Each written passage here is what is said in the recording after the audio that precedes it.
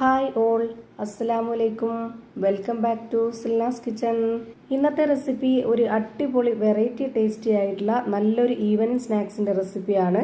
എത്ര കഴിച്ചാലും മടുക്കാത്ത ഭയങ്കര സിമ്പിളായിട്ട് തയ്യാറാക്കി എടുക്കാൻ പറ്റുന്ന നല്ല ടേസ്റ്റി ആയിട്ടുള്ള ഒരു അടിപൊളി പലഹാരമാണ്. നല്ല സോഫ്റ്റ് ആയിട്ട് പഞ്ഞ് പോലെയാണ് ഇതിരിക്കുന്നത്. കുട്ടികൾക്കെല്ലാം ഭയങ്കരമായിട്ട് ഇഷ്ടാവും. അപ്പോൾ ഇതെങ്ങനെയാണ് തയ്യാറാക്കുന്നതെന്ന് അറിയാനായിട്ട് വീഡിയോ സ്കിപ്പ് ചെയ്യാതെ മുഴുവനായിട്ടൊന്ന് കണ്ടു നോക്കണേ.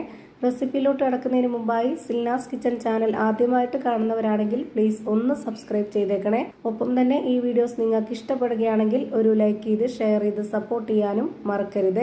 ഇനി നമുക്ക് ഇതെങ്ങനെയാണ് തയ്യാറാക്കുന്നതെന്ന് നോക്കാം. ആദ്യം തന്നെ ഞാനിവിടെ ഒരു മിക്സഡ് ജാറാണ് എടുത്തിട്ടുള്ളത്. ഇതിലേക്ക് ഒരു അരക്കപ്പ് അളവിൽ ഒരു കപ്പ് നല്ല കട്ടിയായിട്ടുള്ള പശുവിൻ പാല് ഒഴിച്ചു കൊടുക്കുന്നുണ്ട്. ഇനി അതേ കപ്പ് അളവിൽ തന്നെ അരക്കപ്പ് അളവിൽ ഒരു കപ്പ് വെള്ളവും ഒഴിച്ചു കൊടുക്കാം. ഇനി ഇതിലേക്ക് മൈദയാണ് വേണ്ടത്. ഞാനിവിടെ 250 ml കപ്പിന്റെ അളവിൽ ഒരു കപ്പ് നിറയെ മൈദാപ്പൊടിയാണ് എടുത്തിട്ടുള്ളത്. ഈ കപ്പിന്റെ മുകളിലുള്ള പൊടി തട്ടിക്കൊടുക്കാതെയാണ് ഞാൻ മുഴുവനായിട്ടും ഇട്ട് കൊടുത്തിട്ടുള്ളത്. ആ ഒരു പൊടിയുടെ മുകൾ ഭാഗം തട്ടിക്കൊടുത്തിട്ട് കറക്റ്റ് ലെവലാക്കിയാണ് എടുക്കുന്നതെങ്കിൽ പരുവം തെറ്റിപ്പോവും. ഞാനിപ്പോൾ ഈ ഒരു നിറയെ എടുത്തിട്ടുള്ള ആ ഒരു കണക്കനുസരിച്ചാണ് ബാക്കിയുള്ള എല്ലാ ഇൻഗ്രീഡിയൻസിന്റെ അളവും ഇതിൽ കറക്റ്റാക്കി എടുക്കുന്നത്. ഇനി ഇതിലേക്ക് 2 കോഴിമുട്ട പൊട്ടിച്ചൊഴിച്ചു കൊടുക്കാം. പിന്നെ നല്ലൊരു മണത്തിന് വേണ്ടി 2 ഏലക്ക ഇട്ട് കൊടുക്കുന്നുണ്ട്.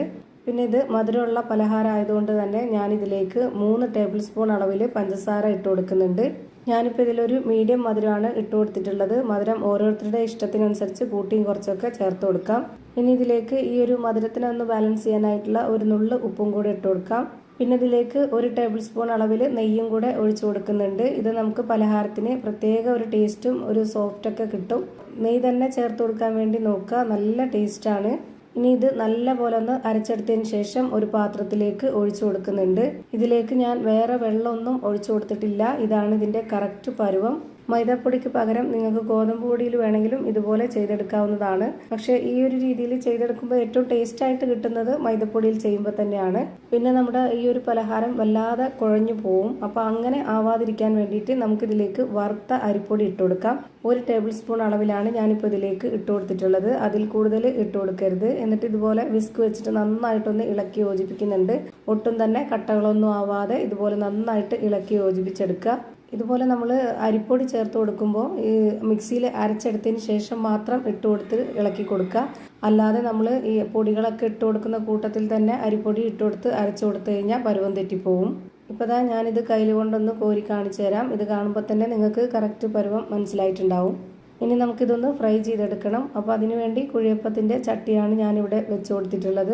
ഇനി ഫ്ലെയിം ഓണാക്കി കൊടുത്ത ശേഷം ഇതിലേക്ക് കുറച്ച് ഓയിൽ ഒഴിച്ചു കൊടുക്കാം.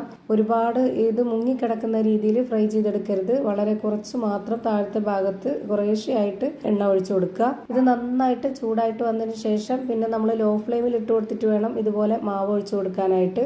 ഇരുമ്പിൻ്റെ കുഴിയപ്പച്ചട്ടിയൊക്കെ ആണെന്നുണ്ടെങ്കിൽ ഒരു മീഡിയം ഫ്ലെയിമിലൊക്കെ ഇട്ട് കൊടുത്തിട്ട് ഫ്രൈ ചെയ്തെടുക്കാം. ഇത് നോൺ സ്റ്റിക്കിൻ്റെ വളരെ കനം കുറഞ്ഞ ചട്ടി ആയതുകൊണ്ട് നല്ല ലോ ഫ്ലെയിമിൽ ഇട്ട് കൊടുത്തിട്ട് വേണം. ഇത് എത്ര സമയമാണോ വേവാനായിട്ട് എടുക്കുന്നത് അത്രയും സമയം വരെ ലോ ഫ്ലെയിമിൽ ഇട്ട് കൊടുത്ത് തന്നെ വേവിച്ചെടുക്കുക. എന്നാലേ ഇത് കറക്റ്റ് പരുവത്തിന് വെന്ത് കിട്ടുള്ളൂ. ഇനി ഞാനിതുപോലെ ഒന്ന് അടച്ചു വെച്ച് കൊടുത്തിട്ടാണ് വേവിച്ചെടുക്കുന്നത്. ഒരു 2-3 മിനിറ്റ് നേരം ഇതുപോലെ വേവിച്ചെടുത്തതിന് ശേഷം ഇതൊന്ന് തുറന്നു നോക്കാം. പിന്നെ നമുക്കിതൊന്ന് എല്ലാം തിരിച്ചിട്ട് കൊടുക്കണം. ഇപ്പോൾ ഇതിൻ്റെ ഒരു ഭാഗം നന്നായിട്ട് വെന്ത് കിട്ടിയിട്ടുണ്ട്. ഇതെല്ലാം ഇനി ഒന്ന് തിരിച്ചിട്ട് കൊടുക്കുന്നുണ്ട്.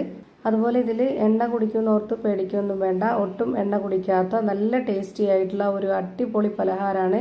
എന്തായാലും നിങ്ങൾക്കെല്ലാവർക്കും ഇഷ്ടാവും. അതുകൊണ്ട് തന്നെ നിങ്ങൾ ഒരു തവണയെങ്കിലും ഇതേപോലെ ഒന്ന് ട്രൈ ചെയ്ത് നോക്കണം. ഇപ്പോൾ ഇതെല്ലാം തിരിച്ചിട്ട് കൊടുത്തിട്ടുണ്ട്. ഇനി ഈ ഒരു ഭാഗം 1 മിനിറ്റ് നേരം മാത്രം വേവിച്ചെടുത്തതിന് ശേഷം ഇതൊന്ന് തിരിച്ചിട്ട് കൊടുത്ത് നോക്കുക. ഇപ്പോൾ ഇതാ 2 സൈഡും ഒരുപോലെ വെന്ത് കിട്ടിയിട്ടുണ്ട്. ഇനി നമുക്ക് ഓരോന്നോരോന്നായി എടുത്തു മാറ്റാം.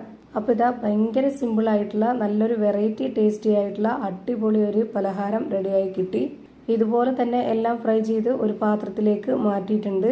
നല്ല സോഫ്റ്റ് ആയിട്ട് പഞ്ഞ് പോലെ ഇരിക്കുന്ന ഒരു അടിപൊളി പലഹാരമാണ്. അപ്പോൾ ഇത്രയേ ഉള്ളൂ ഇന്നത്തെ വീഡിയോ ഇഷ്ടമായാൽ ലൈക്ക് ചെയ്യാനും കമൻറ്റ് ചെയ്യാനും ഷെയർ ചെയ്യാനും മറക്കരുത്. അതുപോലെ തന്നെ ഞാനിടുന്ന പുതിയ വീഡിയോസ് നോട്ടിഫിക്കേഷനായിട്ട് കിട്ടുന്നതിന് വേണ്ടി സബ്സ്ക്രൈബ് ചെയ്ത് ബെല്ലൈക്കൺ അമർത്തി അതിൽ ഓൾ എന്ന ഓപ്ഷൻ എനേബിൾ ചെയ്ത് കൊടുക്കാനും മറക്കരുത്.